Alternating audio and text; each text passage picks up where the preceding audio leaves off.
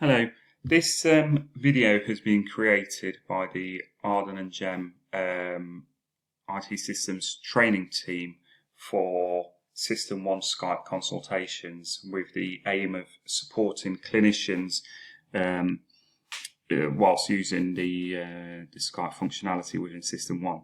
So a few of the things we're going to look at is how to start and perform a Skype consultation from within SystmOne, what to do if the patient doesn't answer the call, how to book a Skype or video consultation appointment into SystmOne, how to add a Skype ID into a SystmOne patient record, some housekeeping within Skype, and how to log into Skype. So the first thing we're going to look at is starting and performing a Skype consultation from SystmOne. So we already have SystmOne up and running on our machine, and we also have Skype up and running, logged in and ready for use from SystmOne running in the background. So at the start of your clinic, that should already be logged in and just kind of hanging around in the background waiting for you to use. So to pick up our appointment, we go to our appointment ledger in the usual way. We can see from our clinic that our patient is booked in for a video consultation. So we would right click and retrieve the patient record in the usual way. And in the top right hand corner in our patient's demographics box, we can see an icon to indicate that this patient is a Skype patient. What that means is within our surgery, the patient has returned the relevant read codes, the relevant consent forms, and the relevant read codes have been added into the patient record. Also in the patient homepage, we will see a note to say that the patient has given consent for Skype consultations. Now, before we actually start our consultations, the first thing we need to check is our details button. By clicking on there, we need to make sure that our contact method is set to video consultation clinically relevant only. Now, this will be a default setting, but every time before you start a Skype consultation with the patient, always go into that and just double check to make sure that the contact method is set correctly, because that will enable SystmOne to run the relevant reports to see how many Skype consultations you are doing in set periods. So for reporting functionality, it's important that we change that contact method. And then click OK.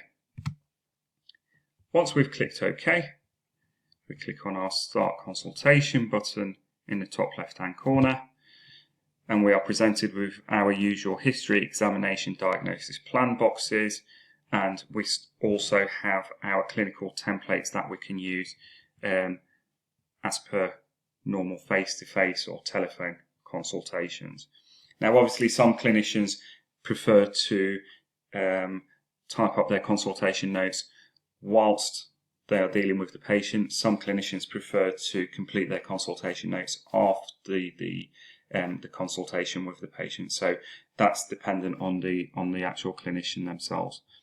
So by scrolling to the bottom of our clinical tree, we can see an option here called Video Consultations. If we click onto that, we will see an icon, a monitor icon, which is to start a video consultation with this patient. If we click onto our monitor icon, we'll get a warning just to confirm that we want to start a video consultation with this patient.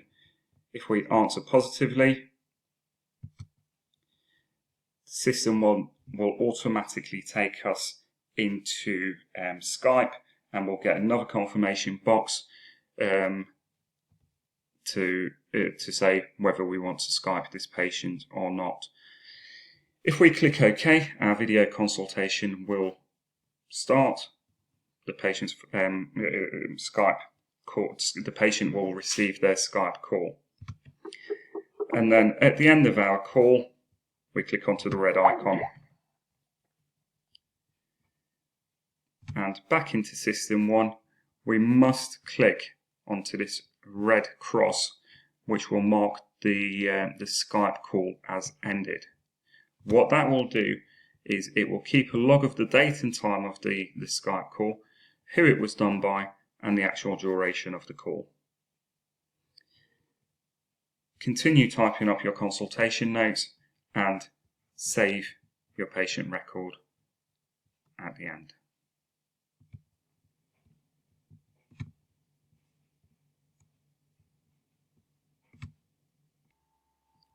So in this next section, we're going to have a look at what to do if the patient does not answer their Skype video consultation. So we've already had a look at how to start our video consultation, which we're going to do again by clicking onto our video consultation node within the clinical tree, and we're going to start our video consultation and answer positively to any pop-up boxes that appear. If our patient does not answer, we will get a message to say that there was no answer. However, Skype will automatically end the call. But if we go back to SystmOne, SystmOne still thinks the call is ongoing. So what you must do is list the call as ended, and then that will bring back up the monitor icon. So it will log the call, and then we can save the patient record, go back into the patient record. If we go back into the patient record and try again in 5 minutes' time, it's between every call to the patient, we must make sure that we click onto the red X. So we call the patient on Skype, patient doesn't answer. We go back into SystmOne and click onto the red cross.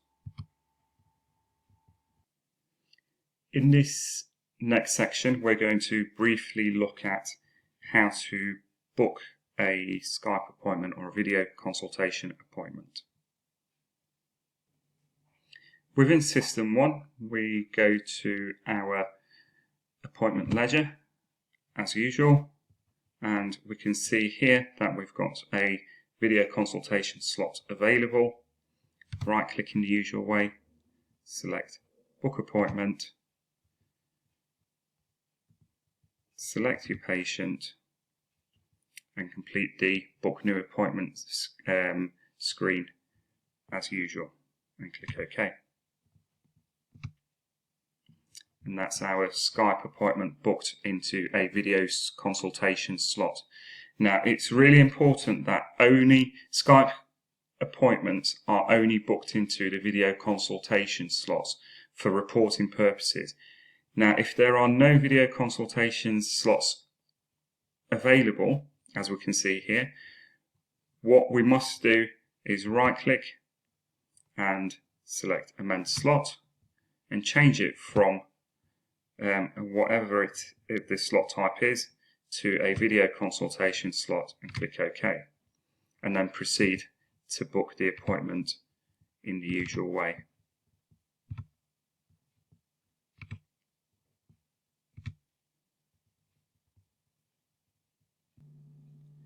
So within this next section, we are going to look at how to add a Skype ID address into the patient's SystmOne record. So from within SystmOne, if we retrieve the patient record in the usual way, and if we go to the administrative tree, the first option available to us and already pre-selected is the patient details option within the administrative tree. On the right hand side, where you would normally go in to amend or add a patient's telephone number, if we click onto there, right at the bottom we've got a box where we can add in a patient's Skype ID. So if we just type in the patient's Skype ID address and click OK, we can see the patient's Skype ID address is now in the patient's demographics box, and we just save the patient record in the usual way. Within this section of our video, we are going to have a look at housekeeping within Skype and how to deal with contacts. Within Skype, we recommend to all clinicians that at the beginning and end of every clinic, that should any patients have appeared in the contacts list, that they are cleared. So we can see the arrows pointing to the contacts list. So we've got two lists here, a recent list and the contacts list. All we do is right click and select remove from contacts, and just confirm that by saying remove, and that will clear all our contacts. So at the beginning and end of every clinic, ensure that your contacts list has been cleared. In this last section of our video, we are going to look at how to log into Skype. Although your Skype account should all be preset so that when you switch on your machine and log into Windows, Skype should already be up and running in the background. Should you ever need to log into Skype, if it doesn't launch by itself, we're just going to go through that with you in this last part of the video. So we have already got SystmOne up and running on our machine. Skype hasn't been launched. We're just going to minimize the SystmOne window and find the Skype icon on our desktop. And if we double click onto the Skype icon, we will be presented with the Skype sign-in screen, and we're just going to type in our login details. Firstly, the username,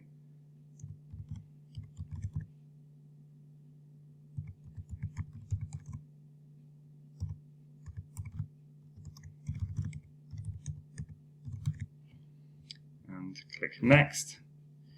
And then the next screen, it should ask for our password. Enter in your password and click sign in. And it will take a short period of time whilst it's checking those details. And we are now signed into Skype. So we can minimize Skype and leave it running in the background. And then we're back into SystmOne. That concludes our video for Skype consultations for clinical staff. Thank you for taking the time to watch.